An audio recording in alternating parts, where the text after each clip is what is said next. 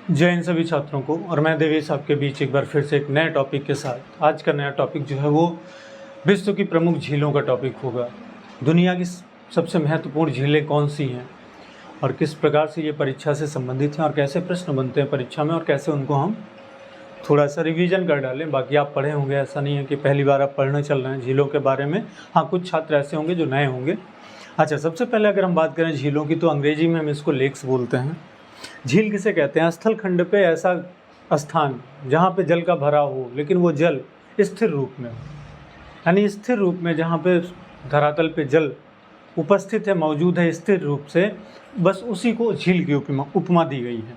अब झीलों की बनावट, झीलों का जो प्रकार होता है, कितने टाइप्स की, तो अलग अलग टाइप्स बताया अलग अलग भूगोलवेत्ताओं ने। उसमें से एक जो अक्सर चर्चा होती है कि कितने प्रकार से अगर हम बोलें तो पहली बात तो सबसे फर्स्ट पॉइंट होगा आपका झीलों को अगर हम विभाजित करें प्रकार में तो सबसे पहली बनावट के आधार पे हम झीलों की बात करते हैं। और बनावट के आधार पे हम क्या करते हैं, झीलों को कई सारे फॉर्मेट में चेक करते हैं। जैसे बनावट के आधार पे पहली तो हो जाएगी प्राकृतिक झील, जिसे हम बोल सकते हैं नेचुरल। अगर हम कहें बनावट के आधार पे पहली झील कौन सी होगी तो नेचुरल लेक्स, जिनका निर्माण भूगर्भिक हलचलों के द्वारा हुआ हो, जिसमें इंसान का कोई रोल ना हो, दैट्स नेचुरल।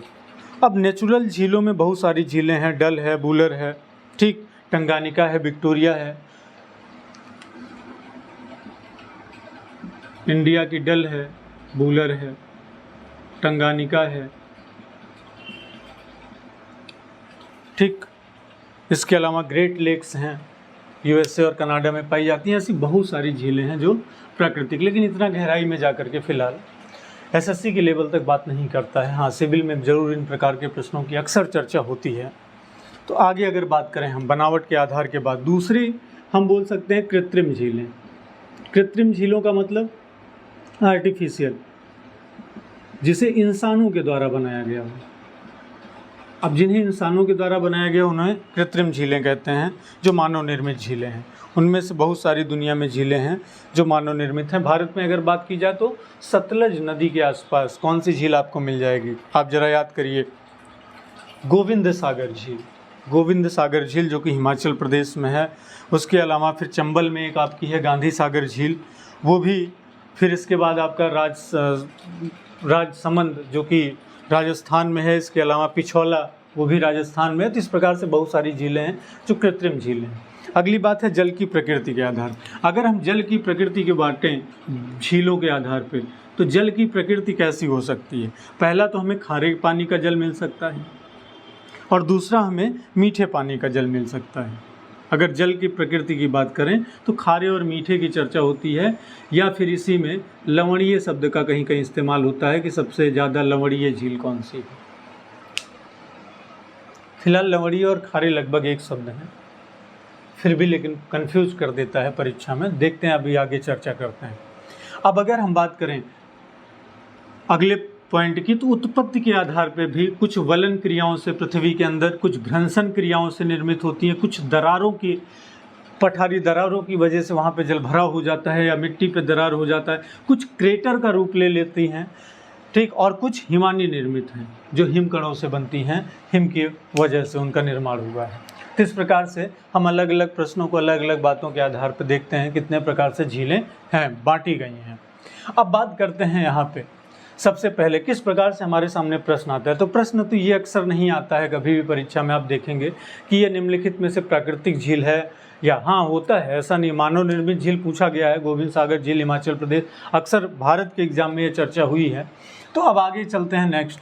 पहला क्वेश्चन आपके सामने आंखों के दिख रहा है, लिखा है बैकाल झील। आपने बहुत अच्छे से पढ़ा है कि किस देश में स्थित है, आपको पता चल गया है कि किस देश में है, रूस में है। अच्छा, फिर ये दुनिया में किस बात के लिए प्रसिद्ध है?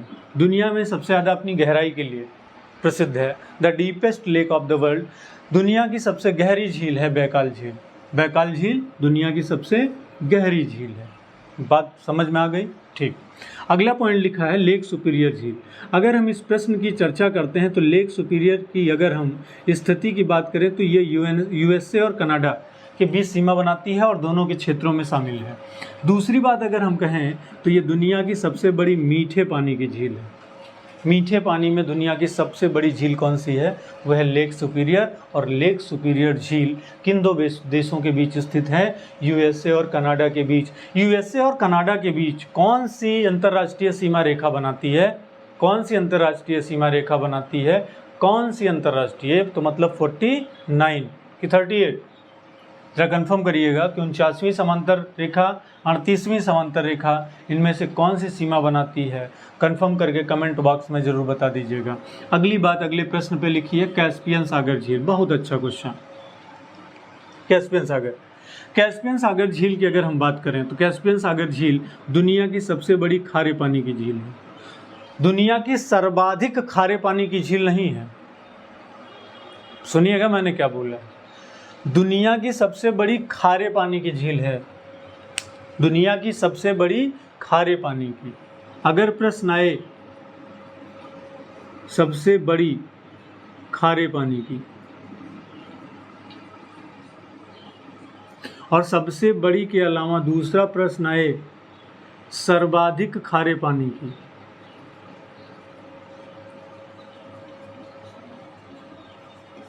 तो इस बात का एक ध्यान रखिएगा कि अगर कहता है सबसे बड़ी खारे पानी की, तभी हम केवल कहेंगे कैस्पियन सागर। लेकिन सर्वाधिक खारे पानी की यानी NaCl की मात्रा कैस्पियन से भी ज़्यादा है। कहाँ? तो हम जो देखते हैं जॉर्डन और इजराइल की सीमा पे मृत सागर स्थित है, वो सबसे ज़्यादा खारे पानी का है। अगर भारत की बात करें तो यहाँ पे सांबर झील सर्वाधिक खारे पानी की। लेकिन अगर भारत की बात करें सबसे बड़ी खारे पानी की झील, तब हमारा उत्तर चिल्का हो जाता है। तो इस प्रकार से ऐसे जो छोटे छोटे वर्ड हैं इनका विशेष ध्यान रखा करिए, वरना एक आसान सा प्रश्न आपका हाथों से छिटक जाता है सिर्फ थोड़ी सी शब्दों की मर्यादा को ना समझने की वजह से। तो इसका ध्यान रखिएगा। टिटिकाका झील की बात करते हैं। हमने कल भी पढ़ा था, पेरू और बोलीविया की सीमा पर स्थित है। पेरू और बोलीविया की सीमा पर स्थित है और ये दुनिया की सबसे ऊंची नौकागम्य झील है। दुनिया की सबसे ऊंची नौकागम्य झील है जो कि कहाँ स्थित है? बोलीविया और पेरू की सीमा पर। और बोलीविया और पेरू किस महाद्वीप का हिस्सा है? अभी कल हमने पढ़ा था दक्षिणी अमेरिका का हिस्सा है। दक्षिणी अमेरिका महाद्वीप का हिस्सा है पेरू। पेरू की राजधानी है लीमा और दूसरा जो है वो है बोलीविया, और बोलीविया की राजधानी है लापाज। और लापाज दुनिया का एक ऐसा राजधानी का शहर है जो सबसे ज़्यादा ऊंचाई पर स्थित है। तो इस प्रकार से प्रश्नों की चर्चा अक्सर हो ही जाती है और मिल जाते हैं इस प्रकार से क्वेश्चन। अगला क्वेश्चन आपके सामने क्या लिखा है, ज़रा ध्यान दीजिएगा। विक्टोरिया झील, क्या क्या बातें विक्टोरिया झील के बारे में आप लोगों ने पढ़ रखी हैं, ज़रा कंफर्म करिएगा तेज़ी के साथ। विक्टोरिया झील की अगर हम बात करते हैं तो नील नदी निकलती है। विक्टोरिया झील की अगर हम बात करते हैं तो नील नदी यहाँ से निकलती है। दूसरी बात, विक्टोरिया झील की अगर हम बात करते हैं तो यह अफ्रीका महाद्वीप में स्थित है। और लेकिन अब तीसरी बात अगर हम करें, तीसरी बात कि ये जो विक्टोरिया झील है ये किन देशों के बीच स्थित है?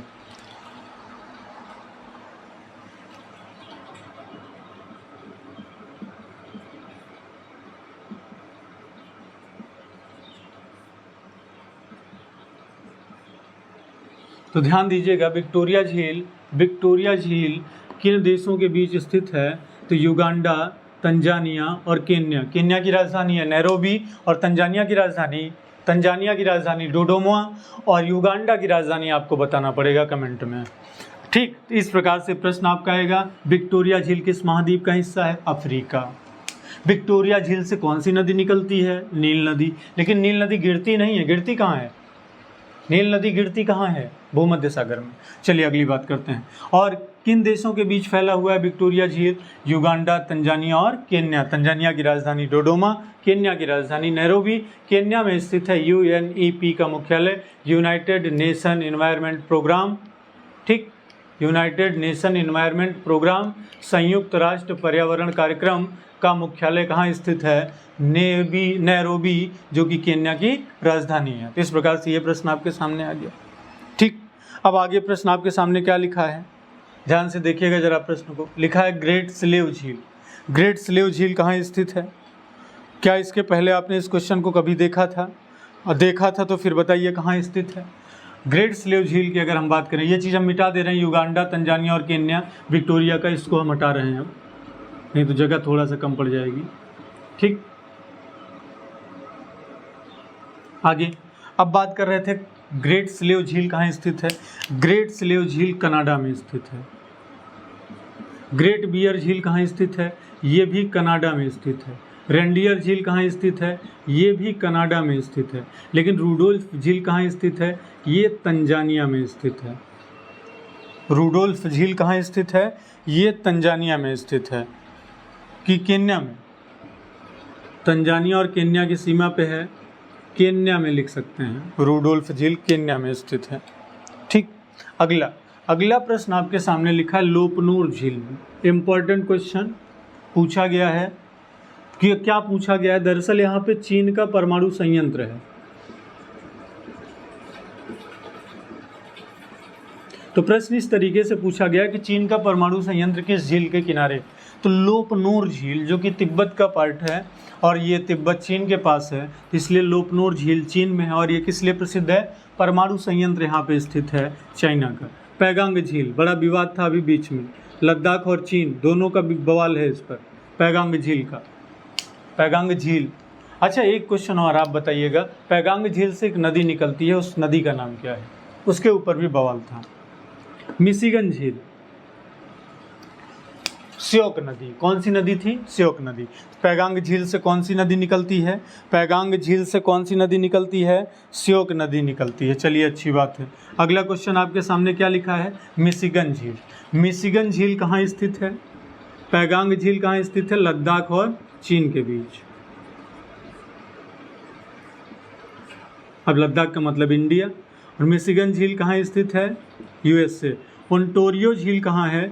कनाडा और यूएसए दोनों के बीच। इरी झील कहाँ है? कनाडा और यूएसए दोनों के बीच। और ह्यूरन झील कहाँ है? कनाडा और यूएसए दोनों के बीच। ठीक, इस प्रकार से आपके प्रश्न है। अगला क्वेश्चन आपके सामने लिखा हुआ है, वो प्रश्न है मृत सागर झील। बढ़िया क्वेश्चन, बात आती है। मृत सागर, इसको हम डेथ सी बोलते हैं। ऐसे प्रश्न में लिखा रहता है डेथ सी, ठीक, ऐसे भी लिख देता है। मृत सागर कहाँ स्थित है? जॉर्डन और इजराइल की सीमा पर। मृत सागर कहाँ स्थित है? मृत सागर झील कहाँ स्थित है? जॉर्डन और इजराइल की सीमा पर। जॉर्डन और इजराइल,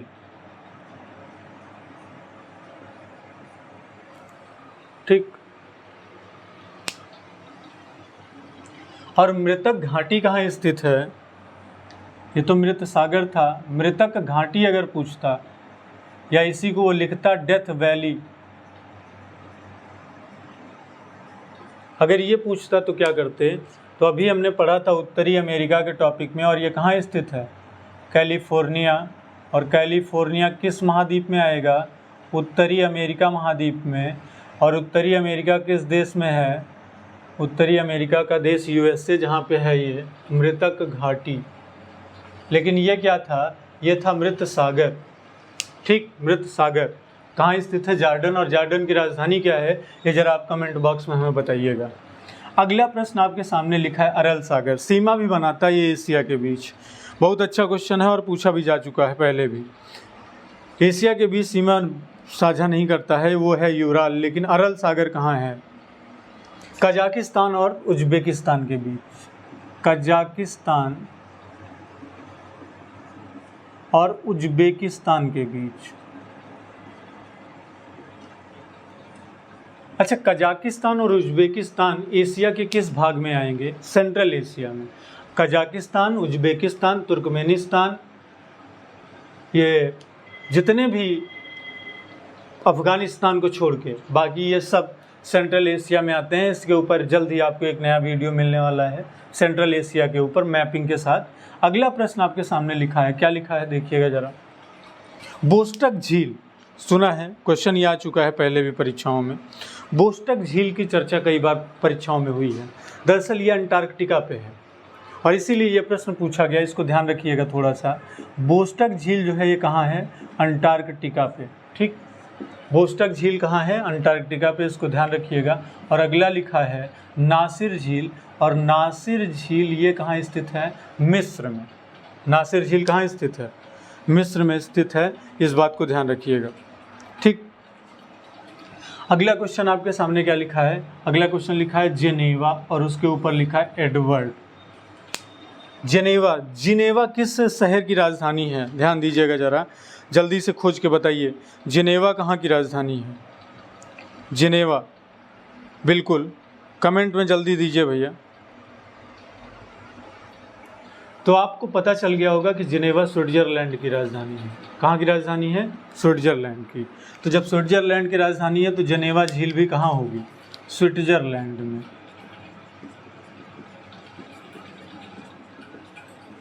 ठीक, ऊपर लिखा है एडवर्ड झील। एडवर्ड झील कहाँ स्थित होगी?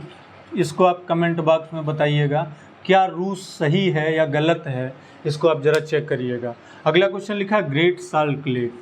ग्रेट साल्ट लेक यूएसए में स्थित है। और अगला क्वेश्चन आपके सामने लिखा है टंगानिका झील। टंगानिका, टंगानिका झील जो है ये तजाकिस्तान,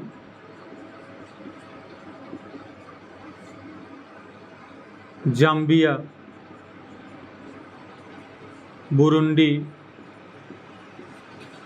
और कांगो,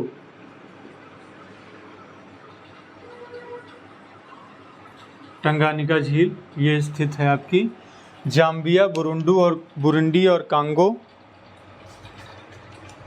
देख रहे हैं क्वेश्चन?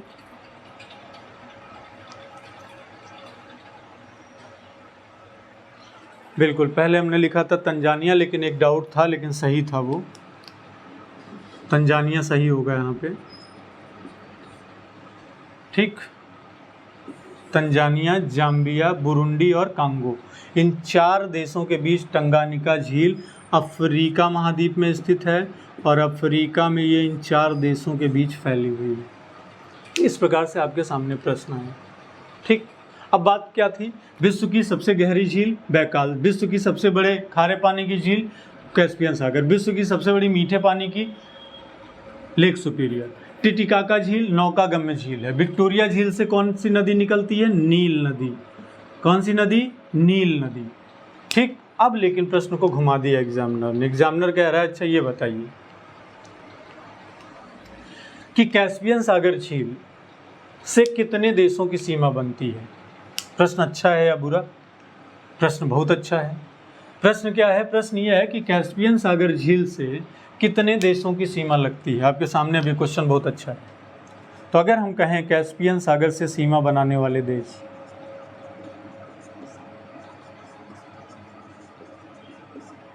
कैस्पियन सागर की सीमा पर स्थित देश, तो पहले नंबर पे आएगा रसिया, वहीं पर स्थित है। तो रूस तो शामिल ही रहेगा भैया, पहला देश। दूसरा देश रूस के बाद आपका आएगा अजरबैजान। अजरबैजान की जरा राजधानी देखिएगा, कहीं बाकू तो नहीं है। अगला जो देश है वो है ईरान। ईरान भी सीमा बनाता है कैस्पियन सागर से। अगला जो देश है वो है तुर्कमेनिस्तान। तुर्कमेनिस्तान की भी राजधानी जरा कमेंट बॉक्स में दे दीजिएगा। और अगला जो देश है वो आपका है कजाकिस्तान। दुनिया में सबसे ज़्यादा यूरेनियम का उत्पादन यही देश करता है, लेकिन सबसे ज़्यादा यूरेनियम का भंडार वो ऑस्ट्रेलिया के पास है, और बॉक्साइट भी। ठीक, तो इस प्रकार से कैस्पियन सागर की सीमा साझा करने वाले देश रूस, अजरबैजान, ईरान, तुर्कमेनिस्तान और कजाकिस्तान। इस बात को भी आप ध्यान रखिएगा, थोड़ा सा लेवल अगर भटक के वो प्रश्न करता है तो। ठीक, तो इस प्रकार से प्रश्न आ ही जाते हैं। और इस प्रकार से झीलों के टॉपिक से बहुत बड़ा टॉपिक नहीं था, और आगे जो नई चीज़ें होंगी एक अच्छे क्लास के साथ झीलों से संबंधित नेक्स्ट वीडियो भी आपको मिल जाएगा। फिलहाल उम्मीद है कि कंटेंट आपके इतने काम आएंगे। तो ठीक, मिलते हैं अगली क्लास में फिर से आप लोगों के बीच एक नए वीडियोज़ के साथ, और जल्दी लाइव क्लास भी स्टार्ट करने वाला हूँ। ठीक, तो बाकी छात्रों को जय हिंद, जय भारत।